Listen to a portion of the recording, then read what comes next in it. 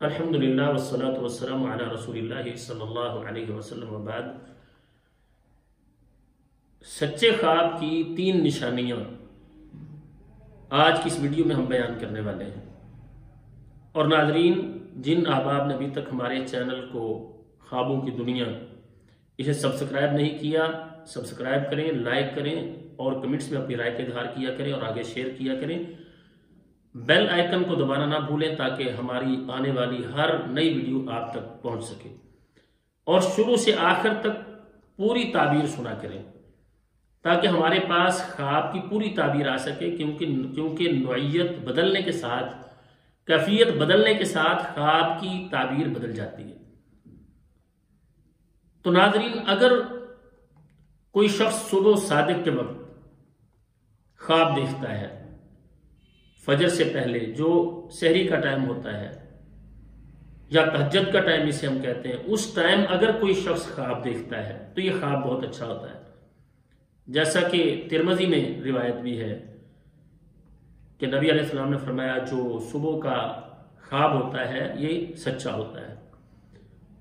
تو عموماً جو تہجد کا ٹائم ہے یہ وہ وقت ہے کہ اللہ رب العزت، جو حدیث مبارکہ ہے، آسمان دنیا پہ تشریف لاتے ہیں، اور اللہ تعالیٰ آسمان دنیا پر تشریف لا کر فرشتے کی ذمہ داری لگاتے ہیں، ڈیوٹی لگائی جاتی ہے کہ آواز لگاؤ میرے بندوں کے لیے۔ ہے کوئی اپنے گناہوں پر توبہ کرنے والا؟ توبہ کر لے۔ ہے کوئی جسے رزق چاہیے ہو وہ رزق اللہ تعالیٰ سے مانگ لے۔ ہے کوئی جو پریشانیوں کے اندر ہے، اللہ تعالیٰ اس کے غم پریشانیاں دور کر دیں، تو اعلان کیے جا رہے ہوتے ہیں۔ اللہ رب العزت آسمان دنیا پر تشریف لا چکے ہوتے ہیں، تو یہ بڑا برکت والا ٹائم ہوتا ہے، اللہ کی رحمتوں کے نزول کا ٹائم ہوتا ہے۔ اگر کسی کو اس ٹائم خواب آتی ہے تو یہ خواب عموماً سچی ہوتی ہے۔ اور اسی طرح سے دوسرے نمبر پر بات یہ ہے کہ سچے آدمی کی خواب ہمیشہ سچی ہوتی ہے۔ جو شخص سچ بولنے والا ہے، جو جھوٹ سے گریز کرتا ہے، اللہ تعالیٰ اس کی سچائی کی برکت سے اس پر اپنا یہ فضل کرتے ہیں کہ اس کا خواب سچا ہوتا ہے۔ عموماً جو وہ خواب دیکھتا ہے اس کا خواب سچا ہوتا ہے۔ محمد الرسول اللہ صلی اللہ علیہ وسلم کائنات میں سب سے اچھے سب سے سچے انسان تھے۔ تو آپ علیہ السلام جو خواب میں دیکھتے تھے وہ اللہ تعالیٰ کی طرف سے وحی ہوتا تھا۔ تو سب سے سچے انسان کون تھے کائنات میں؟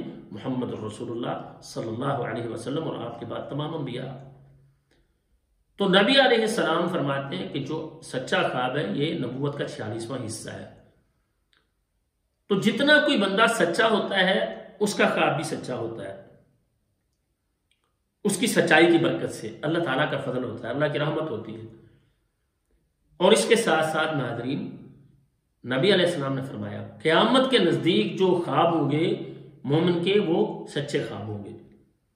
بندہ مومن قیامت کے قریب جب وہ خواب دیکھے گا تو اس کا خواب سچا ہوگا۔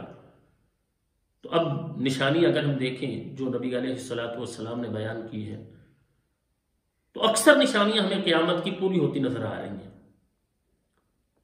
اس لیے جو بندہ مومن ہے اس کا خواب جو نیکی والا ہے، نماز کا اہتمام کرنے والا ہے، اذکار کا اہتمام کرتا ہے، اپنا سونا اٹھنا، سونا جاگنا سارا سنت کے مطابق کرتا ہے، تو اس کا خواب بھی سچا ہوتا ہے، کیونکہ وہ ایمان ایک سچائی ہے، دین ایک سچائی ہے، اس پر وہ کھڑا ہوا شخص ہے، تو اس کا خواب سچا ہوتا ہے۔